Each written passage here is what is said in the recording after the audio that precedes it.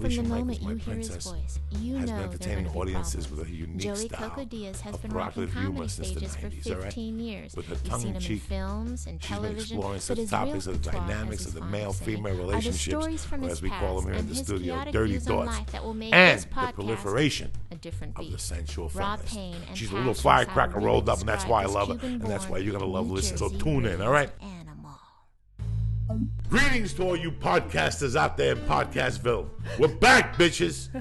I'm here with my man, Joey Diaz. Danielle Stewart, a.k.a. Dani Skirts, a.k.a. Danny Legs, a.k.a. forget it. Anyway. Dani Boots. Dani Boots. We got 1,000 fucking Dannys for her. How you guys doing today, cocksuckers? I am filling in for Felicia Michaels just for a little bit. She's on trial. She's on trial for extortion. They pinched her on a charge from 86. You know what I'm saying? They caught her on the phone talking about shit. I told her, don't talk on the fucking phone. She's in trouble now. She's in trouble now. So I got to go testify a character witness. Can you imagine me being like your character witness in the trial? Anyone that would call you in for a character witness is seriously desperate. Fucking seriously desperate. But what are you going to do? She's desperate. What's going on, Dani Skirts? You know what? I'm excited. I'm going to Vegas this weekend. I need to get the fuck out of here. So I'm happy. I do that. I host the Palms in Vegas like once every 2 months, and it's always fun because I get to go to Vegas, you know. And even though I'm sober, I like gambling. I like watching people. You know, I like good food. Great food in fucking Vegas. When I go to Vegas, I don't drink.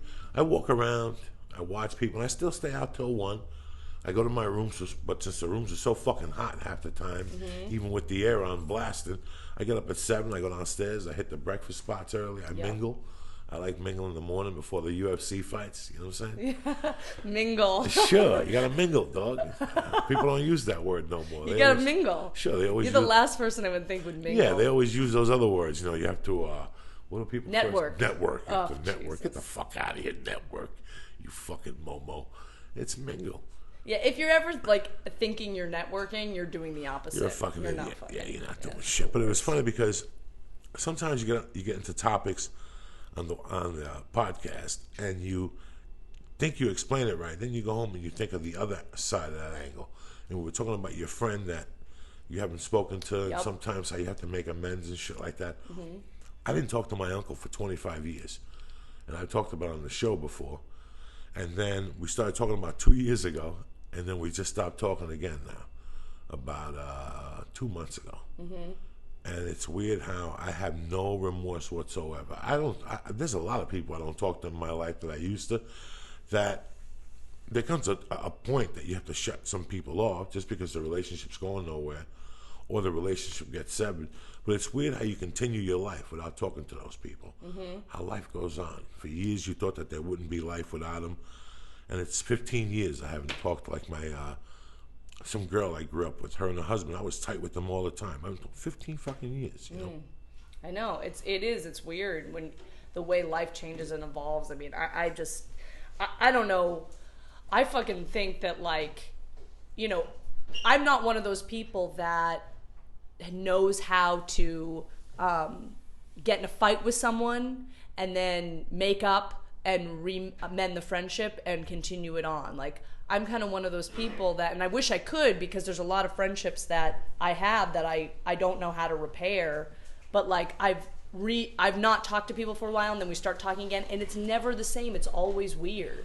You know, I never know how to like work through what happened between us or why we stopped talking. You know, I don't know. When I started doing stand up, I lost a lot of friends because I don't have nights and weekends free anymore. And you know, it's not, I love them, you know, I love them, but sometimes the relationship just fades away and you don't know how to say to someone, there's no room in my life for you. Like, that feels like it's insulting, but really it's like, I only have room in my life for a lover, my people I see at shows, which I don't talk to them on the phone. I'm closer with some people I see at shows that I consider numbnuts, you know what I mean? But that I see all the time because we're on shows together.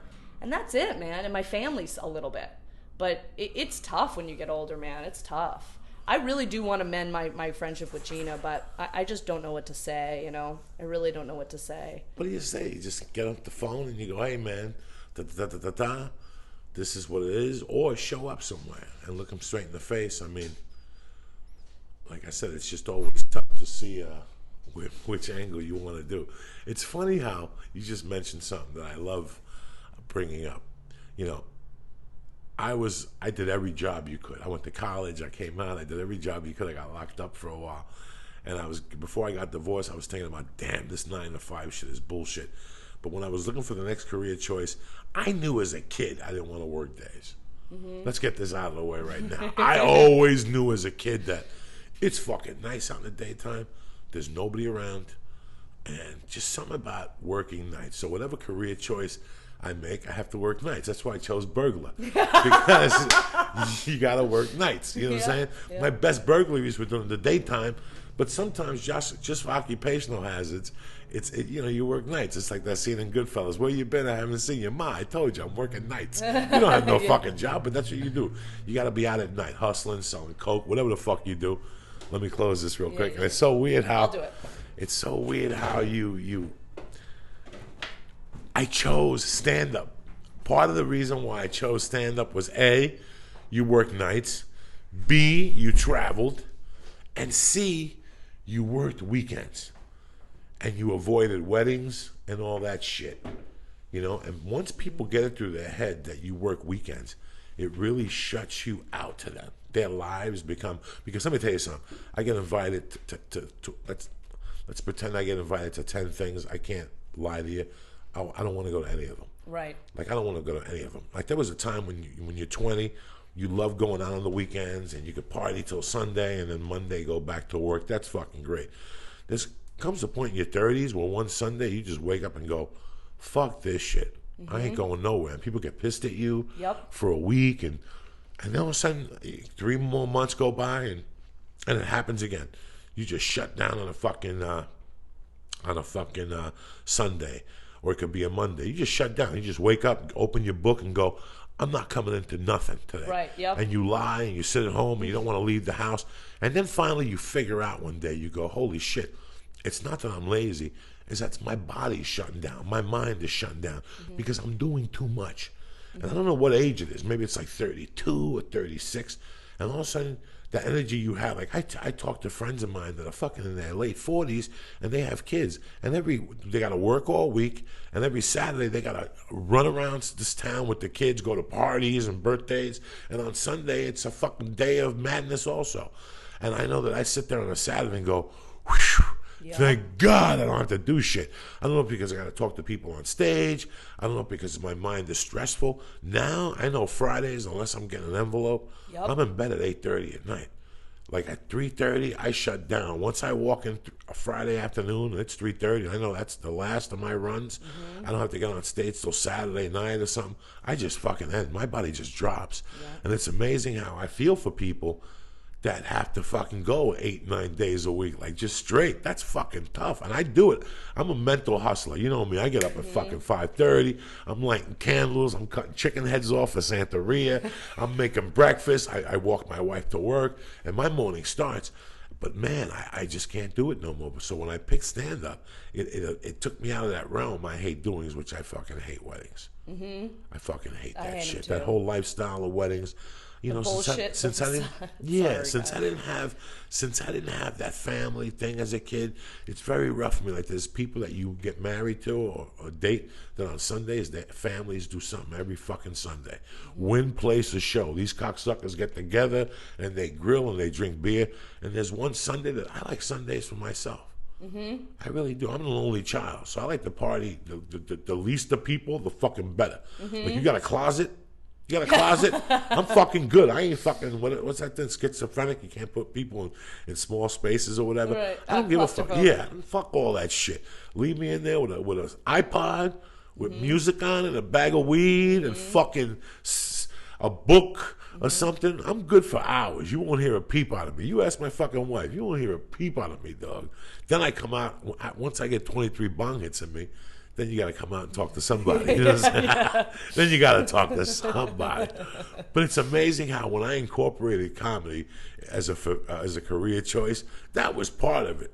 Because fuck weddings, fuck all that family shit. And people know when they call you now, they're like, oh, by the way, I know you're probably working that weekend because you give them an out. Yeah. I give everybody an out. I go, listen, I'm flying back on Sunday, and listen, once I get off a plane, you want me to lie to you? You want me to lie to you and tell you I'm going to be there? Once I get off I just got on a plane at an airport in Chicago at 7 in the morning. You want me at your house at 2 in the afternoon? Really? Right. For what?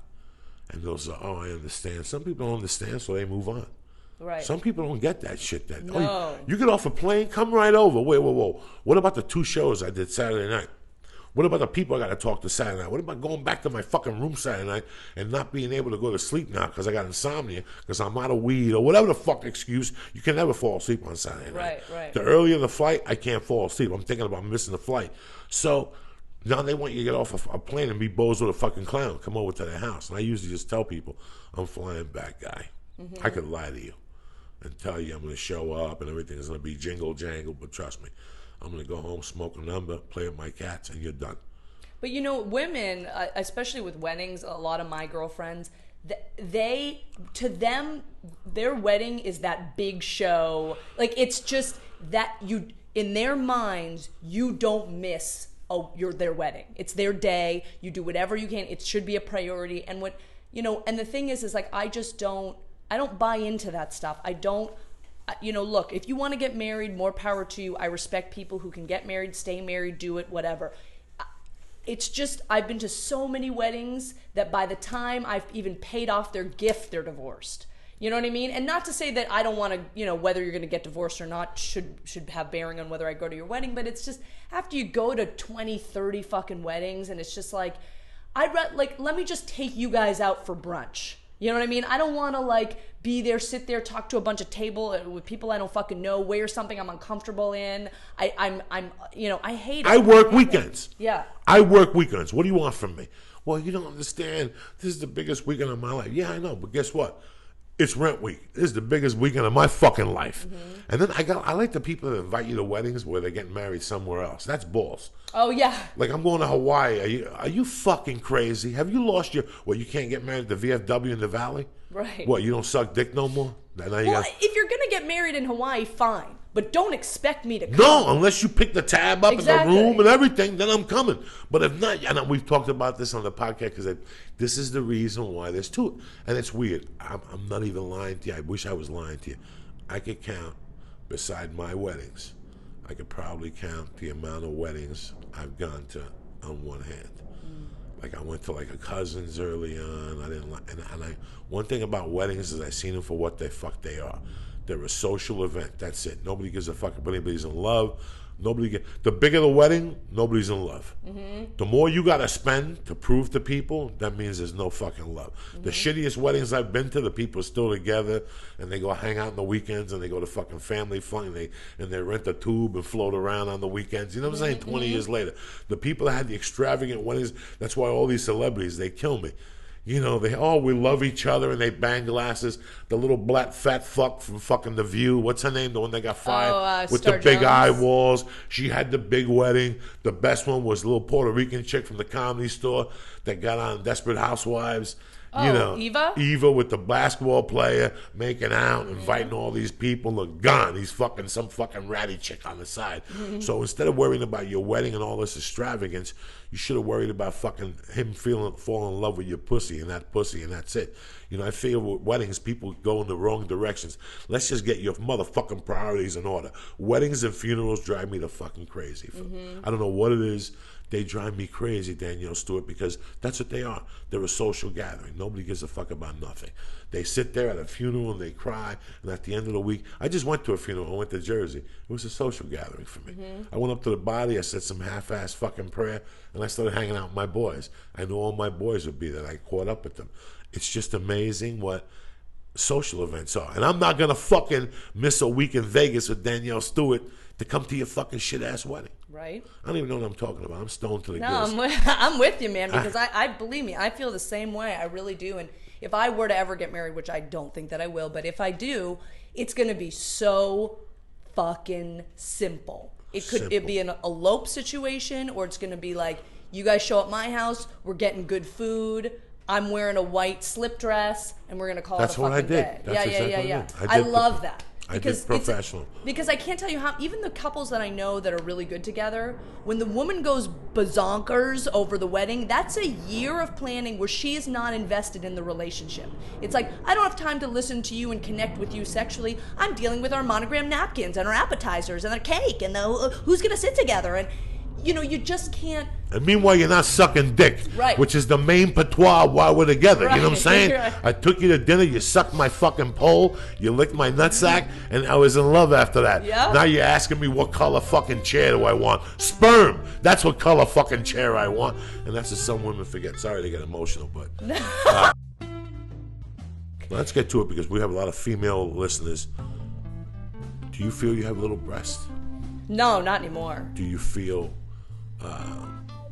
insecure because you're not a 36 triple D or whatever? Oh, no. I mean, I honestly, like, my mom has really big boobs, and I see what she goes through with her back pains and the fucking bras and all that stuff. And I've got big enough back boobs. pain, but the rent is always paid, Yeah. bitches. You know what I'm saying? There's a good side and a back side.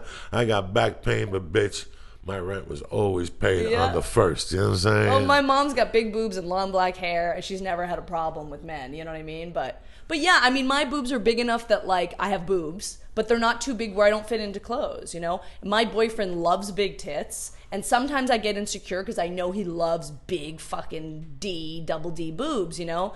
But I know he loves my body. You know, sometimes it's like, you know, I like big dicks, you know, and thankfully I'm with someone now who has one, but I've been with many guys who don't, and I love their dick. You know what I mean? Because it's theirs. It doesn't, you know, just because you have a thing. So for me, I get it. I get he loves my body and everything. For a weekend, would I like to strap on a set of Fs? Fuck yeah. I'm going to Vegas this weekend. I would love to be able to just have fucking big triple Ds to walk around with in a, you know, bikini top this weekend. You know, one day they'll be able to, you know, have, like, you know how they have those Nike air pumps? One day you'll be able to pump up your boobs, like, depending on the occasion.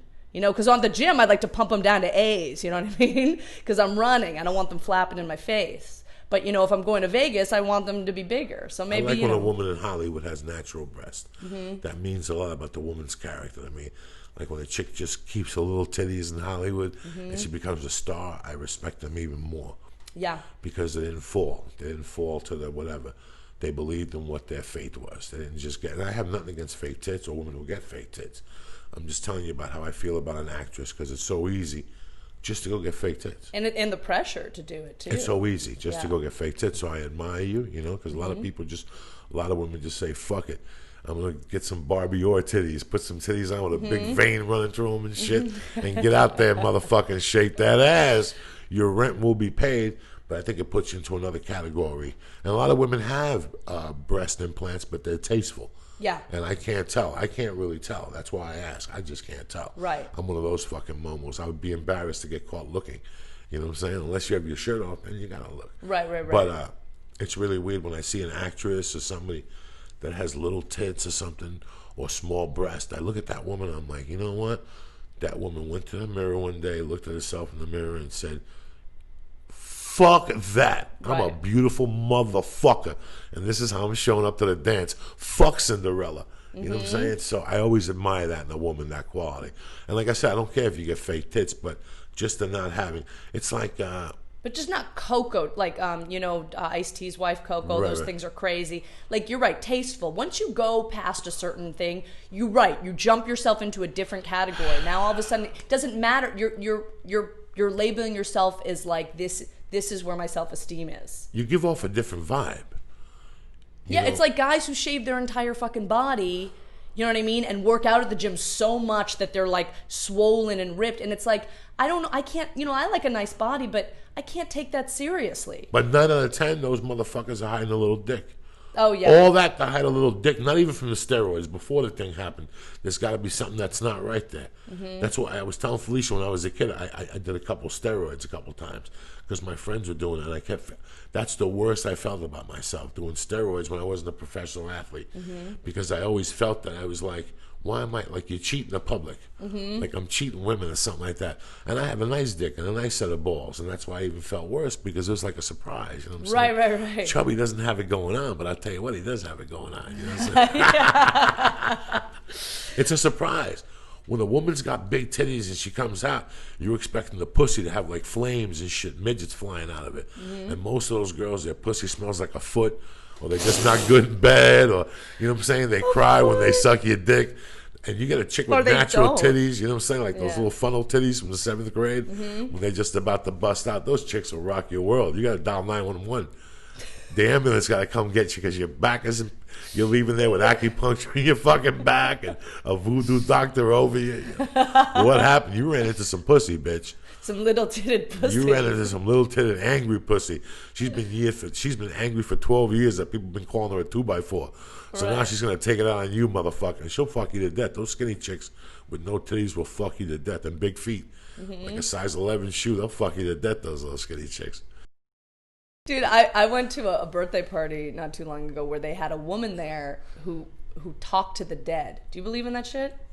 I do. Dude, this woman was sitting in a room with a bunch of people. She goes, does anybody in here know someone named Mary Dore? Which isn't a common name, Mary Dore together. My great aunt's name is Mary Dore. And I was like, I haven't heard that name in 20 years. I'm like, I have a great aunt, Mary Dore. She goes, okay, she's contacting me. Does this whole thing, talks about my dead cousin named Tommy, who died in a fire, which he died in a fire. Like, just goes on to this whole thing of these different people. And it's weird. It's not the people who I thought would contact me, you know, like my grandmother, who I was very close to. It's all these random people who have died throughout my life who came to say hello. And you know, look, I mean, I gotta believe in it when this woman knows nothing about me. She had names, ways they died. I mean, it was insane. What did you feel about it?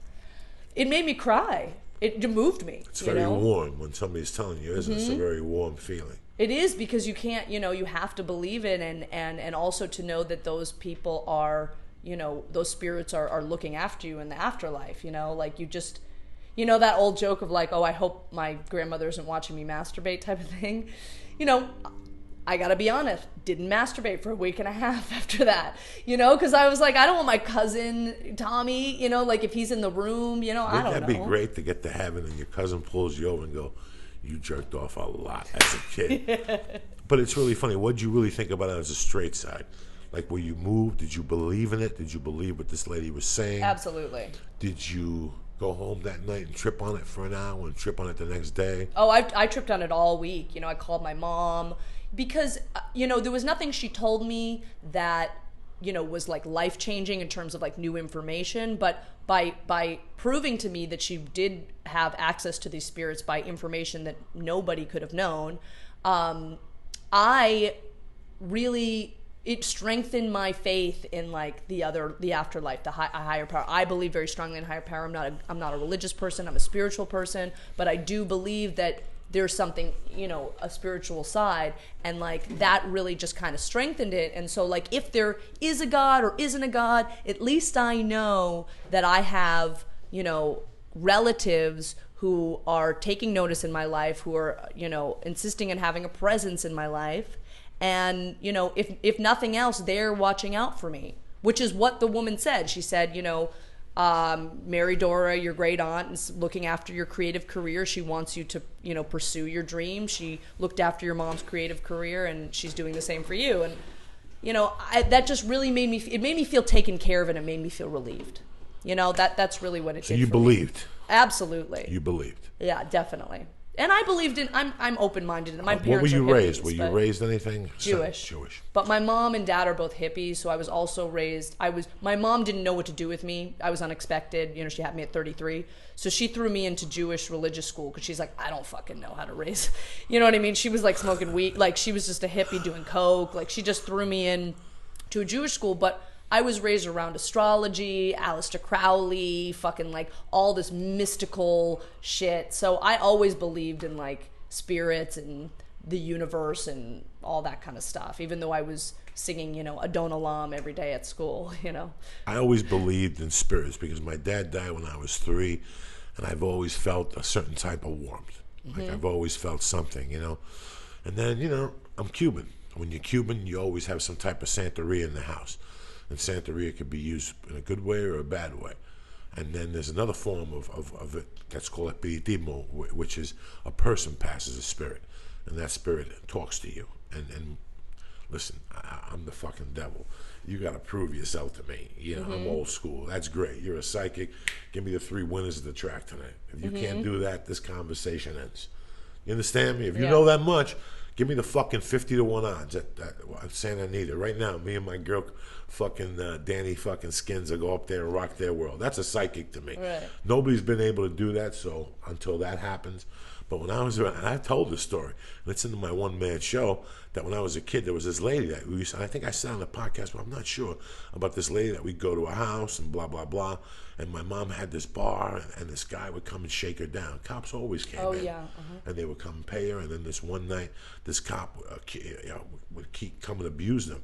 And all these Cubans got together. They didn't know what to do with these guys. And they had a plan. They were going to shoot this Cuban cop. I didn't know how they were going to do it, but they were going to kill this cop. But in the meantime, this lady had this thing at her house that I grew up with her kids. And I had seen the spirit before. And at that time, I was 8 or 9. And, you know, whatever, you know. And one night we go over there. But the lady would always drink the fucking grain alcohol. And she would drink a bottle of the grain alcohol. Jesus. And I would go down there the next morning, and she wouldn't be hungover. And my mother had a bar.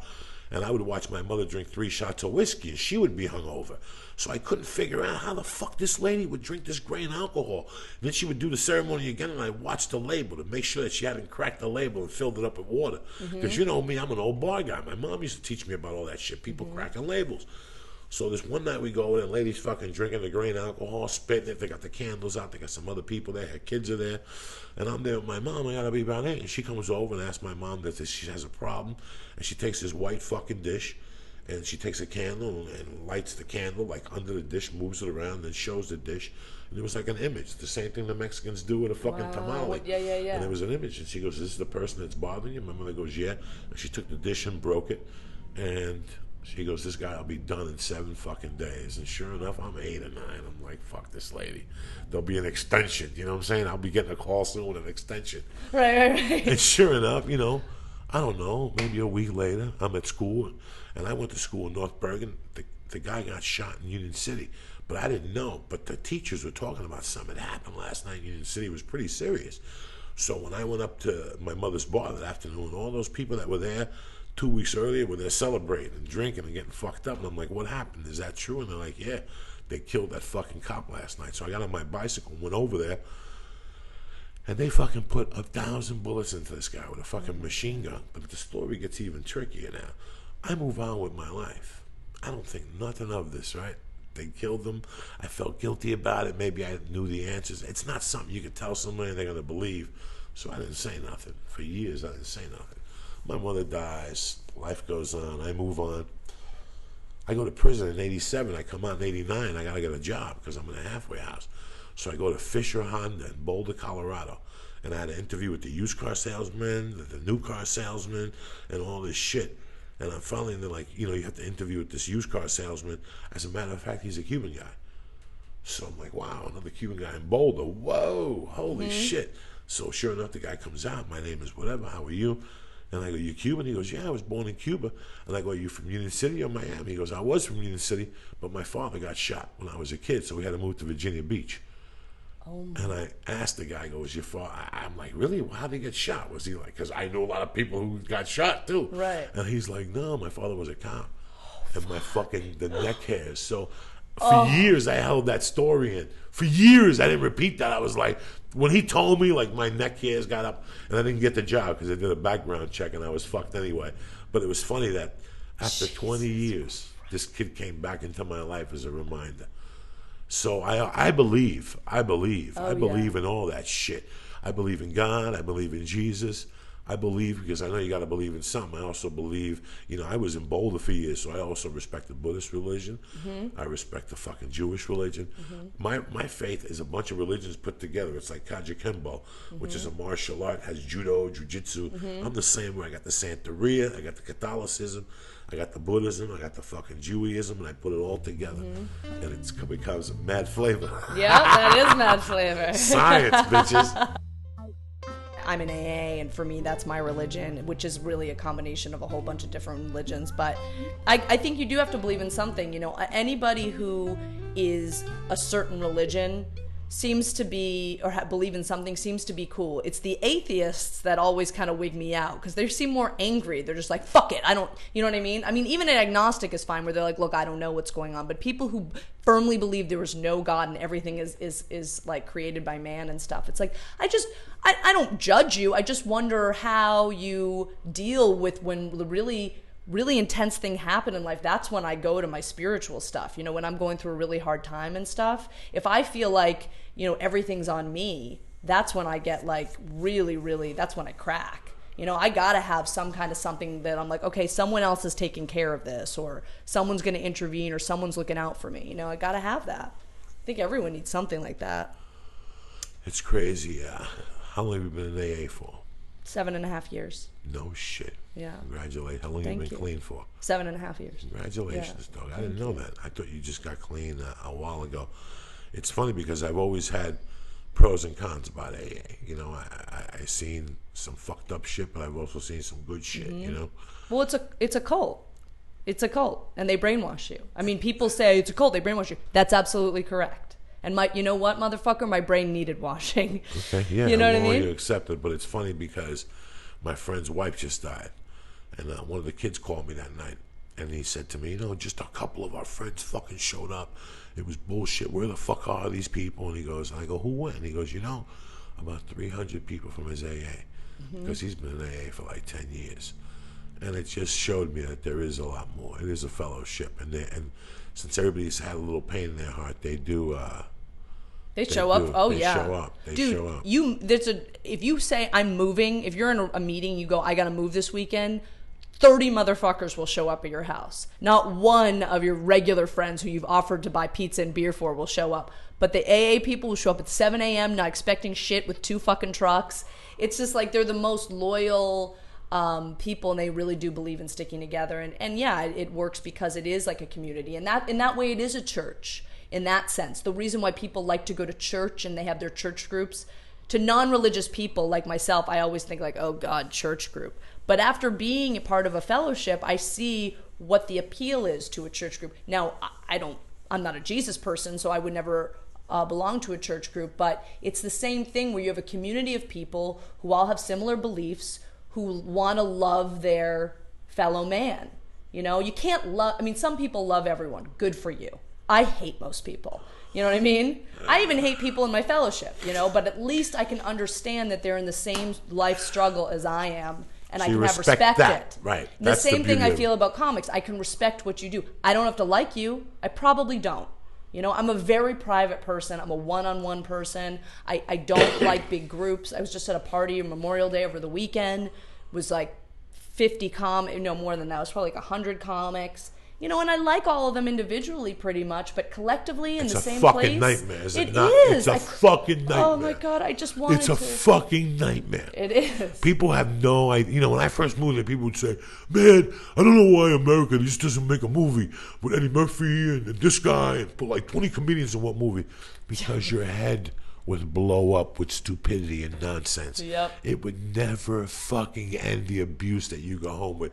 It's funny for a day and a half, until you see the inner workings of the comic and how you have to stick out more than the next guy. And this guy has to outdo this guy. Put 20 of those motherfuckers in one room. You got yourself a mental explosion in there. And unless you've been around it, you have no idea. Yeah, it's like, you know, because you're sitting there, there's always the different types of people. The resume guy, you know, the guy that comes up to you and no matter what, you're like, how you doing? And it's like, I'm showcasing for The Tonight Show, I just did Comedy Central, blah, blah, blah. You know what I mean? And you're like, okay, I don't need to know. No, this is it. Yeah. And you get the other guy. What about the other guy? Hi, how you doing? I was just thinking about you. I'm writing the script, and just as about they're going to go into it, you're like, hold on, my wife is on the phone. I boogie away from that motherfucker. Yep. And even that's why I tell people, always tell people you have AT&T. Because then you can excuse for breaking up. You just hang up on the motherfuckers. Listen, I have a gig. Yeah. It doesn't pay. You know what I'm saying? Yeah. It's a short film. It's brilliant. You have a tremendous part on it. The only problem is it doesn't pay at all. But hello? And you're like, fuck it, bitch. actually broke into tears on my way over here because fucking Luther Vandross, Dance with My Father Again, was on the radio. Do you know that song? Yeah. God damn it. Yes. Now, is that song about his dad dying or his dad taking off? Do you know? I have no idea. Okay, because, you know, and I want to touch on this really quickly because you mentioned it in the last podcast, but, you know, my dad left my mom when I was like 11 years old, and for years and years I hated him. You know, my mom telling me, you know, that he was a crack addict and an alcoholic and all this stuff, and that he left us and never tried to contact us and blah, blah, blah. No, not Jewish. What is he? He's Scottish. And, but like, you know, he's American. So for years, so I didn't, you know, I had no contact with him. I hated him. Everyone knew me as not having a dad, you know, whatever. And then when I was 26 years old, I hit some kind of fucking bottom in my life or whatever, and I decided to track down my father. I hadn't seen him since for 15 years. And that took a couple of months, and then when I finally got a hold of an address, I sent him this letter that was like, you know, you motherfucker, and every problem I have with men is because of you, and blah, blah, blah, blah, blah. And, you know, I don't know what I expected to get back, but what I got back was 4 audio tapes, both sides, of him talking to me. And, you know, what he said to me, which was something that you said on the podcast, which like, look, shit was so fucked up. I was so fucked up that what the best thing that I could have done for you, believe me, it took me years to make this decision, but the best thing that I could have done for you was to get the fuck out and not make any contact with you, because I had to go do my thing and deal with my demons, and I couldn't, you know, you had a nice life. You were in private school. Your mother was providing for you. I wasn't contributing anything. I wasn't even contributing financially. You know, what was I going to do? Be your dad on the block who freebase cocaine? Like, I had to leave. Believe me, I did you a favor. You know, and it took me years, but I got to say, like, coming full circle on that, it's like I really kind of get that now. You know, I really get that, being an adult and understanding that, like, sometimes you got to make those tough decisions. And when I was listening to this Luther Vandross song, like, it just all came flooding back to me, you know?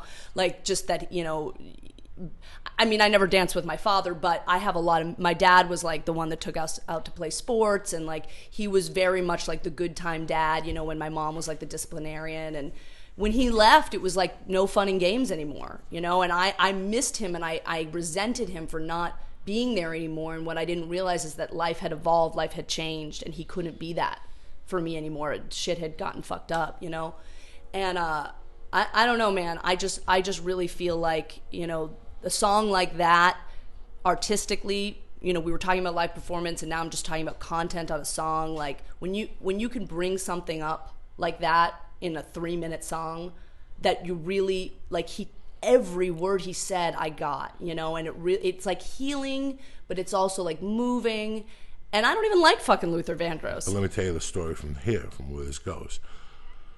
Luther Vandross took one of his stories, told him, and it touched you that much. Mm-hmm. He put it in a song. It could be in a song, in a joke, in a podcast. This is why I say that this is so important now, because once somebody taps into you, would you consider buying a Luther Vandross album now? You fuck yeah. Because you don't even care what's on the album. He could be talking about fucking black chicks up the asshole. You don't even care, because he touched with you at one part of your life. And this is the same thing we're trying to do with the podcast and with our material. Mm-hmm. You follow me? Yep. Because once you touch somebody a certain way, that's it. They're home line and sinker for you.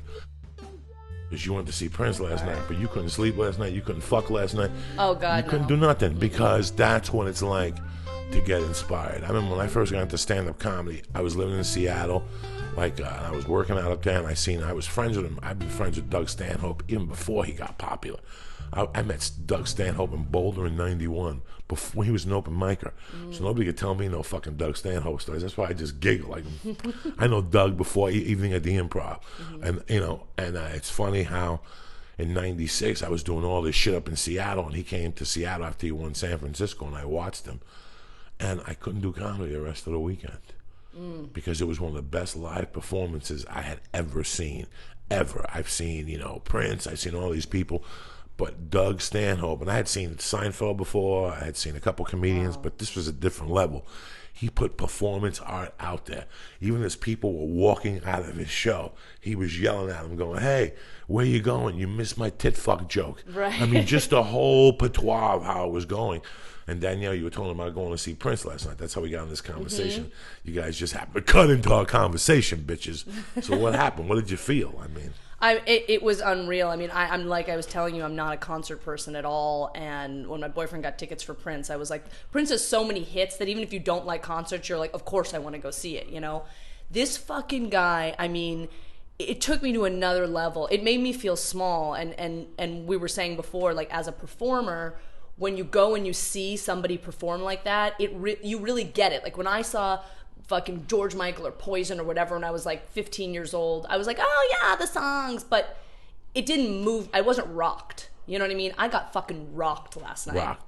Just, I got fucked. I mean, you know, he just, and you're right, just like what you said, when I got home, there was no sex, there was no nothing. It was just, because I had already been fucked that night by him. Mentally, like, physically, spiritually, you know, on an artist level, you really felt his artistry. Because like I said, you gave some great points. You went to see George Michael, you went to see Poison.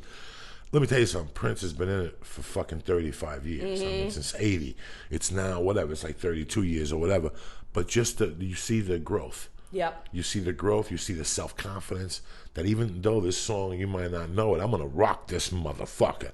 You know, and you could translate it into stand-up comedy. Oh, absolutely. Translate what he did to stand-up comedy. That's why I fucked with you that much when you went home. You couldn't write. You couldn't even open up your notebook and have any ideas because it's just brilliance to see something like that. You know, yeah, you really feel small. You feel small. And you know what the other thing is, like you were saying about stand-up comedy, the great thing, you know, Prince recorded Controversy in whatever, like 82 or something. And he's doing songs off of Controversy, and he's been doing them for 30 fucking years. So now they've evolved. So even though he's doing the same words and the same, you know, the gist of the same song, he's doing it in a different way, applying all of his years of touring and performing, and it's nothing that you could get off of that fucking original album. It is like he's getting into it in a way that he couldn't get into it 30 years ago. You know, and that's the amazing part about, like you were saying, about like Led Zeppelin and stuff, like you want to hear what their first album sounds like and you want to hear what their ninth album sounds like. Well, with Prince, it's like we're listening to a song from one of his first albums, but he's performing it with the professionalism and the experience of all his albums. Exactly. It's a beautiful fucking thing. Well, listen, if you take a one-man show, if you take a bit and you start doing it in 1980 and you do it every time you perform, and you put your heart and soul into that bit by 1995, it's got to be a different story. It's like when I told people I went to see Pink Floyd in 80, I would love to go see Pink Floyd in 2010 just to see what the evolution has been, because he's had other fucking ideas. If you haven't had any other ideas, then you're really not fucking alive. That's why I got so mad. Before I got into stand-up comedy, I went to see that one stand-up, and I always tell that story. And he was great, but I went to see him a year later, and he didn't change a fucking joke. And I didn't do stand-up. I wasn't even dreaming of doing stand-up then. But what you mean to tell me as a consumer in a year, nothing happened? Nothing happened. Even if you improvise, going to fucking Rouse, something happened. And that's the same thing applies to music. You know, when you hear it again, when you're up on stage, how many times have you said a joke that's old and all of a sudden you add a new tag to it? Exactly. While you're on stage. It didn't happen while you were writing, it happened while you were on stage. So it's the same principle. Look at the evolution, which is the art. It really is the art of it. It's not the first joke you pop. It's what that joke is like 5 years later and how you apply it, which a lot of people, Pablo Francisco hasn't written a joke in 15 fucking years. He says the same joke every night. And the jokes have changed, but he keeps selling tickets. So he's got to be doing something right so people see that artistry. Like he said that before, but this time he must have added this to it or he changed the joke around. And that's where the art comes from. That's why this is so special what we do in a way. Stand up or whatever, whether you draw pictures, whether you build bicycles, whatever that your passion may be is your art, you know? It's like that dude says in fucking Man on Fire, he goes, you know, some people are artists, some people art is food. For some people it's a picture, you know. Denzel Washington's, whatever, Chrissy's character is death, and he's about to paint his fucking masterpiece. That's a great line because that applies to everything we do.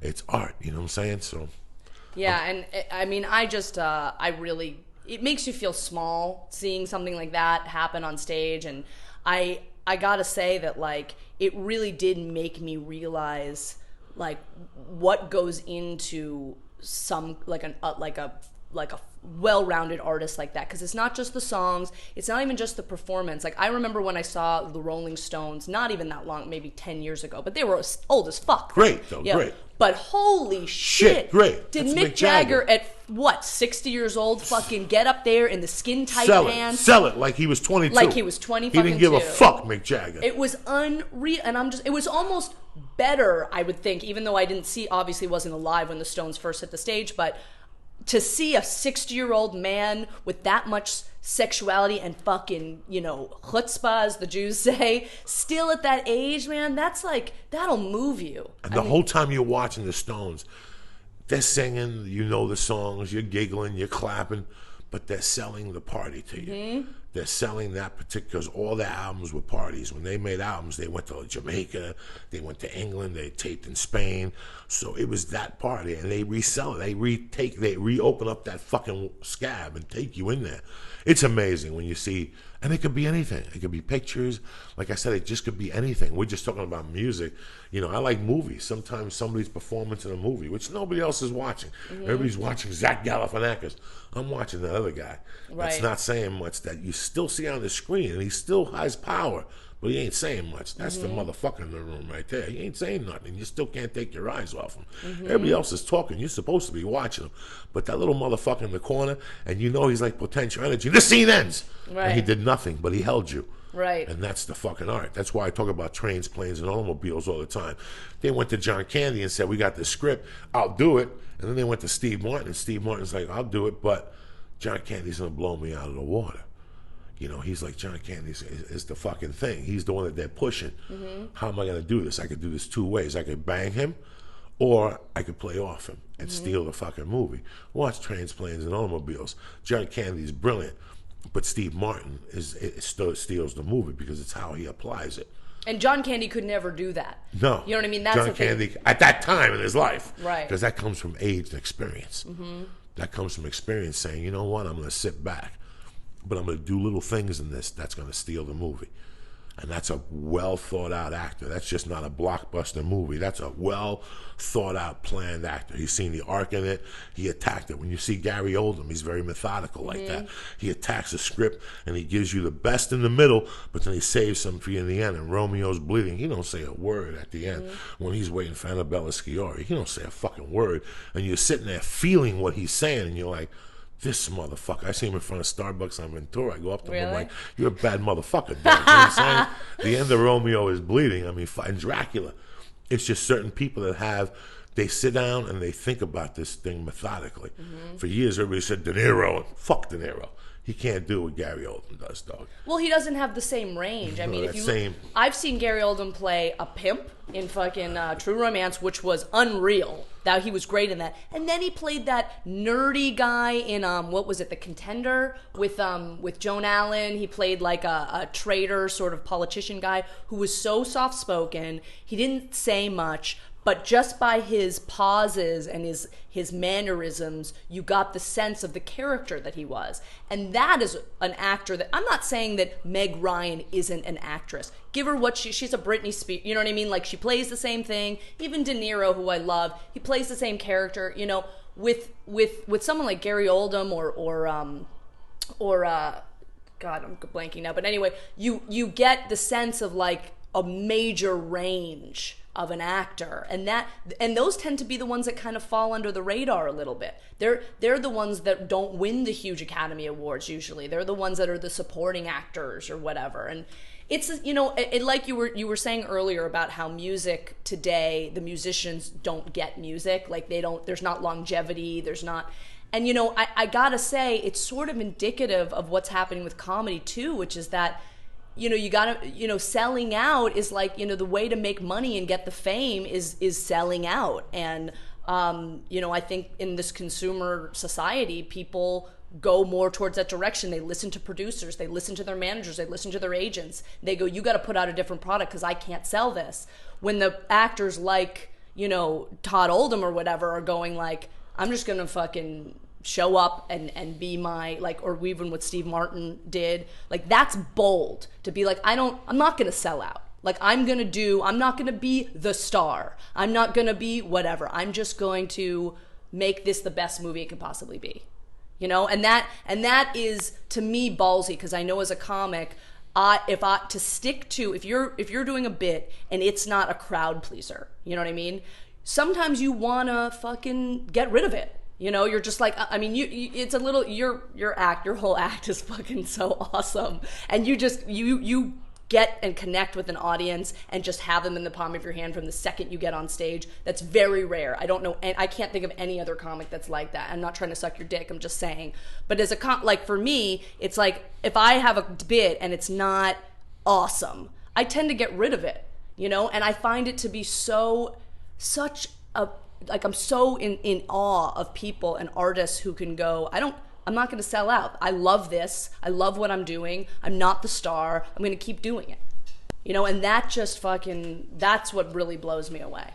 You know, that's what really, really gets me. Well, this isn't a sprint. This is a marathon. You don't believe it and you don't know that when you first get into this type of business. It's like anything else. It's a marathon, guys. Whether you're a fucking plumber or whether you're a stand-up and you don't know things, you know, and you don't know certain things, and then you learn how to, you know, in a stand-up sense, take a joke and work it, because there's a difference between selling out and working it to connect with the crowd. Mm-hmm. I don't want to see you go up on stage, and this is even when I was at the Comedy Store 10 years ago. I don't want to see somebody go up on stage and say something about an abortion to win the war with the 6 comics in the back. Right. Then lose the battle with the audience, and that's what I see a lot of today. A lot. I don't mind if you're going to talk about abortions or hangers up your ass, but take me somewhere with it. Mm-hmm. So you win the war, but you lose the battle, because those 4 comedians that you proved that joke to, don't pay your bills. So sorry, stupid. Right. So sorry with all that shit you're coming from, because I know you're trying to shock us or whatever, but you're not taking us nowhere. All right, well, I think that's going to wrap up episode number 43 of Beauty and the Beast. With my little fucking guest this week, sexy little animal, Dani Skirts in the house.